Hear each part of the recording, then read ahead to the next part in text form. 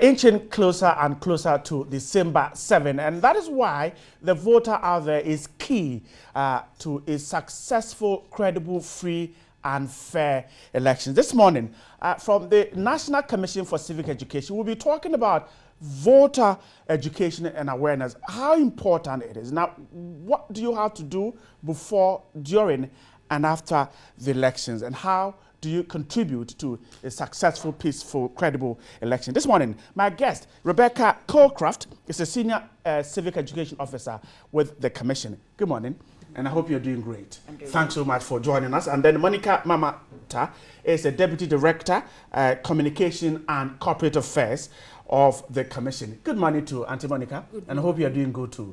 Grateful for your time. Let's educate our voters. But let me start with you, Madam Rebecca. How important is voter education and awareness, particularly in an election year? Good morning to your viewers.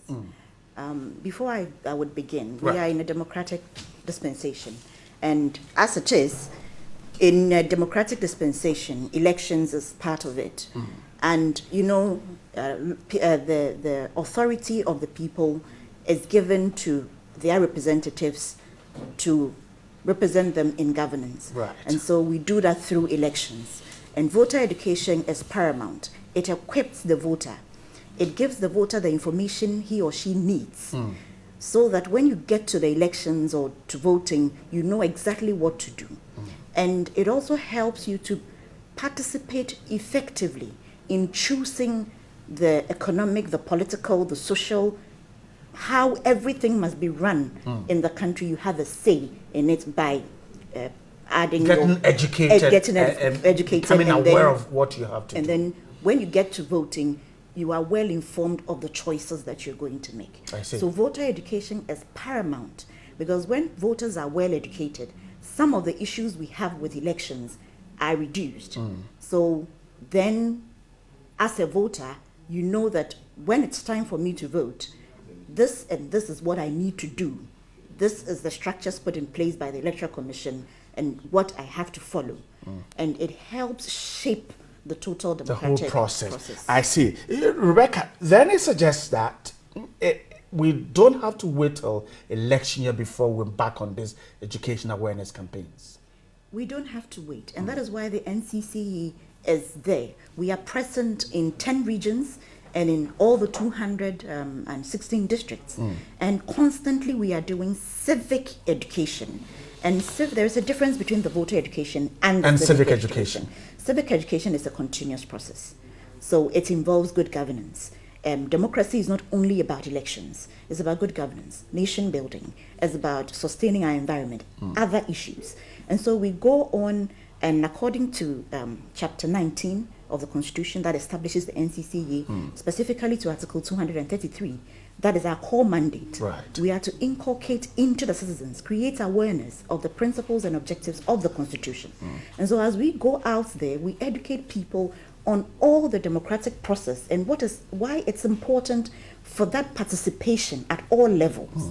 So that when it gets to elections, then we are left with just a little to top up. That's the voter education. So the voter will know where he or she has to be, what he or she has to do. I'm grateful. Madam Monica, let me continue from where Madam Rebecca left off. Now, she tried to explain what civic education is. Now, what about voter education? Is the NCCE going to put every voter above 18 in a classroom and teach them what really goes into it? What is it and what goes into it? Thank you very much. Good morning to your cherished viewers. With voter education, NCCE, what we do is we meet churches, identifiable groups, women groups.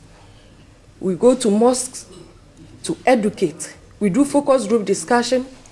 Stakeholders are brought together. We do stakeholder forums where we educate Ghanaians who are potential voters that these are the processes, these are the procedures, the rights and the do's and the don'ts, their responsibilities as to what pertains in an election. So there's a face-to-face interaction. Yes. The officers go to the ground. We go on, like what we are doing this morning. Right. It's also part of it. We go on radio. We are all over. the country, educating citizens and of their rights, what they have to do, what they don't have to do. Things that they don't have to do. Things that, when they do, are punishable by law. Okay. We do all those education. What you're saying suggests that it is the classroom type of teaching? No. It's informal education that we give. A conversation. Yes, face to face. Between the voter and the NCCE officers. Yes. And it's all across the country. All across the country. Communities, towns, villages, hamlets. You cross rivers and get there. Yes, we do all those things. Like Afram Plains, we have an office there. People go across to educate citizens wherever Ghanaians are living. Okay. We go there. All right. Yeah. All right. Madam Rebecca Kilcraft, let me come to you. So she's told us the form in which it takes. Now, how effective is this? It's very effective. When we go out there to meet people, we do that, as she earlier mentioned, in focus group discussions, bringing together participants and stakeholders across board. And it's a conversation, it's an interaction. It is not a teacher in front of a class teaching. No. All right. So it's a give and take. Exactly. All right. And so sometimes they also give us very educative information. And when you go out there and you are educating them, for example, on elections, people will tell you, so if I am not registered as a voter, can I vote? And they will give you a very funny example that has happened. And so you need to explain to them that this is the process. It is against the law. Yes, when the Electoral Commission opens the register, you're supposed to go to your polling station of choice and then register and then get your card, go through this process, and then they would ask, okay, so if I got a question, okay, if I am going to the polling station to register, for example, and I don't have a voter's ID card already, I don't have any national ID at all, I don't have a passport, anything, and I don't have a birth certificate, how do I register? You know, they will pose such a question to you, and then you come down to explain to them why, what the provisions that had been put in place to cater for such persons. So our education is more communicative and more interactive, one-on-one. And apart from that, as we are doing on TV, we have the radio ones also. We have jingles that we play. We use the cinema vans also. And we go to schools as well. We go to some of the schools, most of the schools. We have civic education clubs in the secondary schools in particular. In the past, it was part of the basic school curriculum. I don't know what has changed anyway. But I'll come back to you to ask, even though you have spoken about it, but I want you to emphasize more on the goal of voter education. But let me go to Monica. Now, I am sure you are with the Communications and Corporate Affairs and you get responses from these villages, these towns, these communities that you visit. What kind of responses do you get? Oh, people call to know if they are not resident in a constituency, can they go there and vote? And we tell them no. The law says you should be resident there at least 12 months. At least 12 months before you can take part in election day. Like what people call to find out when is the transfer of votes taking place. We direct them as to the date that the transfer of votes begins and ends. They call to us. Some even come to invite us to come and talk to them. Like churches. Any group that is gathered that calls us to come and educate them. The officers are ready? Yes, we are ready. We go to educate them, to know their rights, the electoral process, what they are supposed to do and what they are not supposed to do. I see. Rebecca, so you want to equip the voter with some knowledge. Is that the only goal of voter education? That's not the only goal. Voter education extends to specific things like giving fundamental or basic information. You are equipping the voter, and so the voter needs specific information to equip the voter. For example, the date of the election, the time the election is going to start, the polling station or where the election would take place.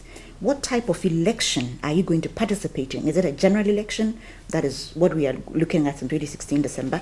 Is it a district assembly for local governance? Is it a referendum? So these are the types of information that voter needs.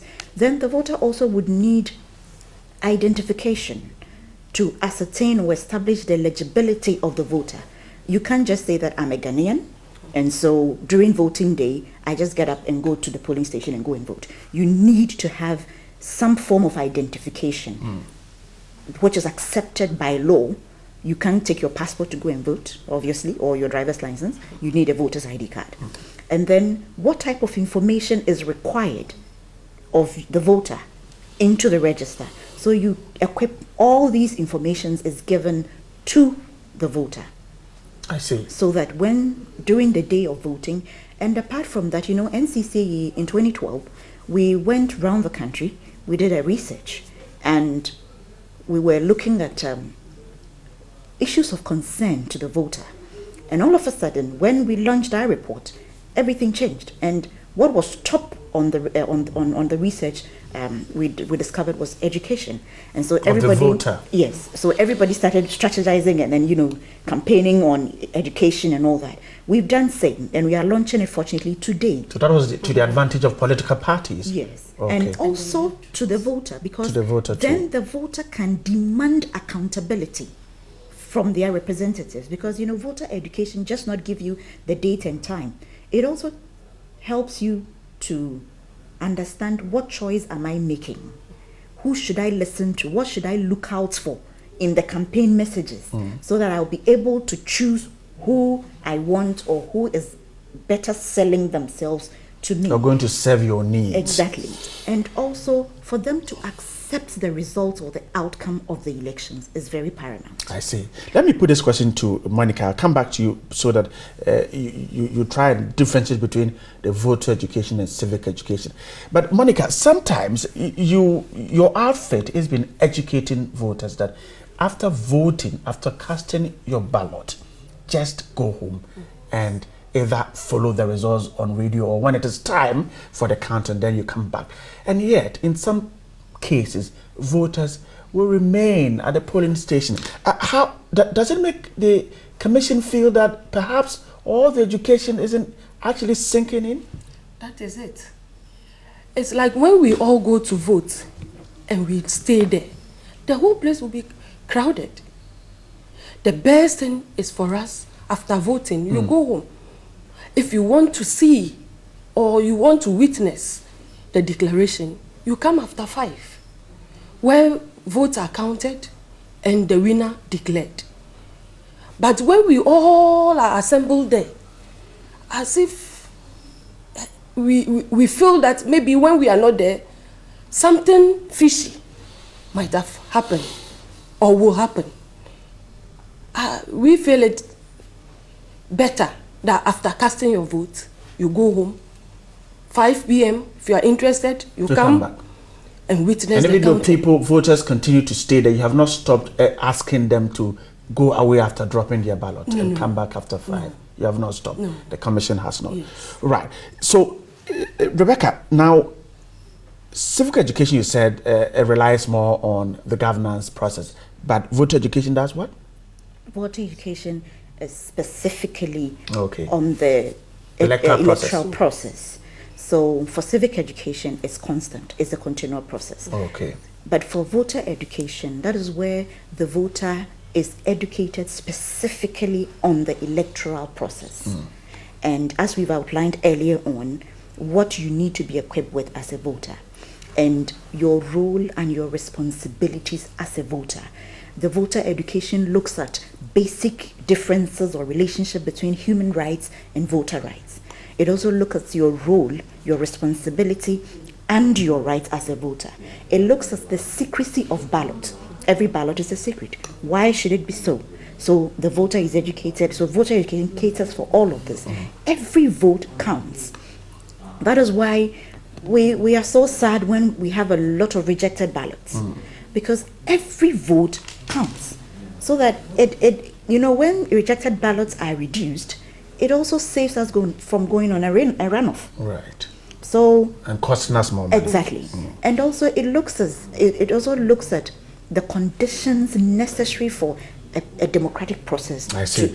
So from what happened in 2012, where we had about 25,000 rejected, is it 250,000 or 25,000 rejected ballots? The NCCE can say that from what we have done from 2012 to now, we can predict a lower figure for rejected ballots? We hope so. You're hoping? We hope so.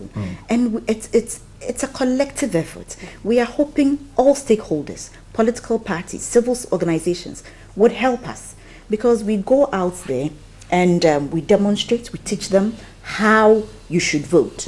When you get your ballot paper, you check whether it's stamped at the back. The electoral officer must stamp the back of the ballot paper, and you must ensure that the date behind it is the election day date. And so for 2016, December 7. Exactly. So you go into the ballot, the box, to do your own business, and I always say that, usually your little finger is dipped in the ink.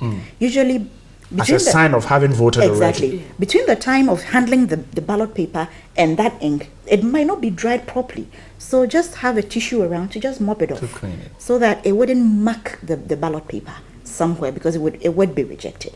And when you go in there, after dipping your hand in the ink, you thumbprint, excuse viewers, because doing this is an insult in our culture. Right. So you turn your thumb like this, and then you put that's vertical, not horizontal. Yes, vertical. Okay. And then you put it whom your candidate of choice. There are 3 boxes: the picture, the logo, and the empty box for voting. And so you turn it horizontally, and then make sure your thumb is in the middle of the box where your candidate is. It doesn't go beyond the bars of the box. It must not. If it does, we are not sure whom you are voting for. Or you don't have to say, okay, there are 5 people contesting or 6 people contesting, and I don't like 1, 2, 3, and 4. I like 1 and 2, so I vote for 1 and 2. It doesn't count. It becomes invalid. Exactly. Okay. So voter education caters for all of this. And I mentioned acceptance of the outcome of the results. It's very, very vital, so that voters understand that they are part of the electoral process. That's why we're saying that after 5 p.m., come and witness how the declaration... The counts are done, declarations. And then we learn to be good sports, accept competition, tolerate competition, accept opposition.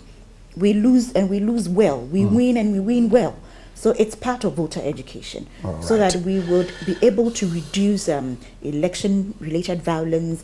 Voter apathy also is very, very crucial. So voter education also takes care of voter apathy. I'm grateful. Next week, Wednesday, the team from the National Commission for Civic Education will be in the studios once again to continue this very discussion on getting the voter into the picture and ensuring a credible, free, fair, and acceptable election. Monica Mamata is a Deputy Director, Communications and Corporate Affairs of the Commission, and Rebecca Colecraft is a Senior Civic Education Officer at the Commission. I'm grateful for your time this morning. Thank you.